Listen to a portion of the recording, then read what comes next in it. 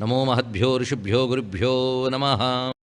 తపస్వి, ముని, ఋషి, యోగి, జీవన్ముక్తుడు పదాలకు ఒకటే అర్థమా లేక వేర్వేరు అర్థాలున్నాయా? ఈ పదాలకు అర్థాలు వేర్వేరు.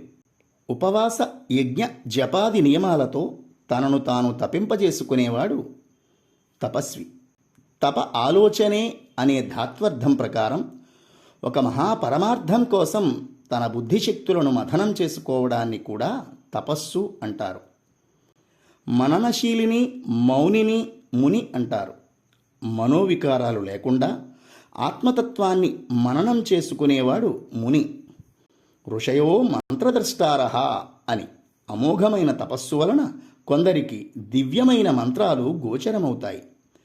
అతీంద్రియమైన ఆ శక్తిని దర్శించిన వారిని ఋషి అంటారు. ఋషి దర్శనాత్ అని నిర్వచనం. పతంజలి మొదలైన వారు ప్రవచించిన యమ, నియమ, ఆసన, ప్రాణాయామ, ప్రత్యాహార, ధ్యానాది యోగ పద్ధతుల్ని అవలంబించిన వారు యోగులు. జ్ఞానులను, భక్తులను కూడా యోగులు అనవచ్చును. ఈ నాలుగింటికి పరమలక్ష్యం పరిపూర్ణ స్థితి, జీవన్ముక్తావస్థ.